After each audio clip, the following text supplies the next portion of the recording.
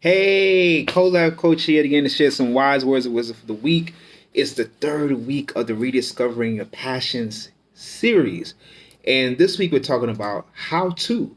We talked about what rediscovering your passions are, what not to do when you're trying to rediscover your passions. Now we're going to focus on how to rediscover your passions. And I got a couple steps for you. So, what I want you to realize, first and foremost, is that your passions are your passions.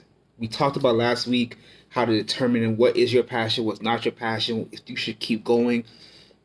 But now that you establish what your passions are, there's some things to help you keep it going and how to rediscover them.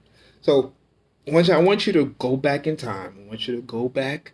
I'm a big person, a proponent of not going back into the past, but sometimes we need to, especially when you're trying to rediscover certain things. So I want you to think about when you actually realized this was your passion or this were your passions. You know, it's important for us to go back and get those feelings back, get that energy back, get the notions, get the upliftment that you have been seeking, that you got back in the day. For me, for example, the I can remember exactly when I fell in love with cooking, and that was when I was watching Food Network. Summertime, high school, they have nothing to do, just watch nothing but Food Network. Told my dad, I said, "Hey, I have something that I want to cook." He said, "Okay." Back in the day, ribs were not expensive, inflation, but I baked some ribs, seasoned it up, baked it, made some rice with it, and it was so good. And that's the passion that, those are the feelings that ignited my passion to be a person that wanted to cook. Example with coaching. Back in high school, well, back in college, beginning of college, I sat down with a friend and we just talked about life. We talked about life and how after that conversation ended, that person gave me feedback, said they loved that I was a listener, they loved that I was very attentive, they loved that I actually cared about what they were saying, and I added maybe one or two inputs into it, and it helped them overall.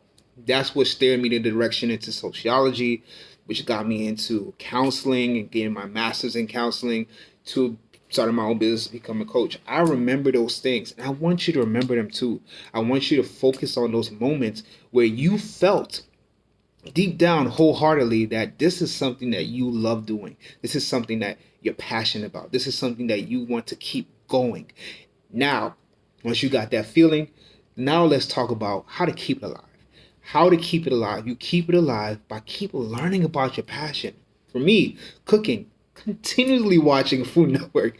Different techniques happen. As I talked about last week, things keep evolving, things keep changing. Continue to focus on new steps into your passions. And remember, just because you learned something back in the day does not necessarily mean it's the same way now. Again, I don't want to harp on that because I talked about that last week. Another thing to focus on is that you have to remember your passion is something that you completely love, you completely enjoy, and you have to realize that you have to be in tune with the passion. What I mean by that is that you have to remember that, one, you are rediscovering something. And when I say rediscover, it means that you have to start from page one. Now, I know you did your research before. I know you did what you had to do before. Now it's time for you to fine tune what you learned and implement new things that you have learned throughout the years while you were taking a break. Make it your own. Make your passion your own. That's what I'm really boiling it down to. Make this passion your own because it's your passion. Of course, there may be other people doing your passion. There are a lot of other relationship coaches out there. There are a lot of other people who cook, who are chefs, and things of that nature. But you got to make it your own. Make it something that you are excited to talk about. Make something that make sure you're adding your own special twist to it. Make sure that you know exactly what you want to do with it and how you can make a difference, not only in your life but other people's lives as well. Because it's easy for us to say, "Oh, I got a passion to do ABC, and I'm going to go follow the same rubric that someone else is doing." Not to say that that's bad, but learn what you can learn, then make it your own. I want you to emphasize that wholeheartedly because you don't want to lose time. You already had time that you could have used towards your passion, but now you're using it, you had to use it for something else. That's completely fine. No judgment here. But now you have the time to redefine what that passion is and how to make it your own. Another step to make sure you're rediscovering your passion the right way is that you have to devote the time, as I just talked about, the time and the space in your life for your passion. As I said last week, a hobby and an interest are separate things. They are something that you do when you feel like it. It's something that you do when you have a couple of free moments. There's something that you do when you feel like this is the right time for me to do it. Passion is something that you're gonna be doing all the time. Now I know you have family, you got significant others, may have kids, things of that nature, have a job, full-time job. But when you put that time devoted to your passion, that means it's just about your passion. That means this is just about you learning, discovering, redefining, growing your passion. That means you are maybe doing seminars, maybe you are reading books, maybe you are devoting energy and time as far as maybe building business plans, websites, things of that nature to your passion, because this is the time devoted to your passion. It's easy for us to mix and mingle different agendas in our lives. Oh, I'm taking care of the kids right now, so maybe the kids are asleep, and let me just use maybe 5 or 10 minutes while they're napping to work on my passion. That's beautiful. I love that. But at the same time, make sure that time is devoted strictly to that passion. Not washing dishes, not cleaning up the house, not washing clothes. That's your passion. Make that time for you and your passion. Just like self-care, you make it time for yourself, make sure you make time for your passion. These are just simple things to help build your journey to rediscover your passion, and I hope that you use them.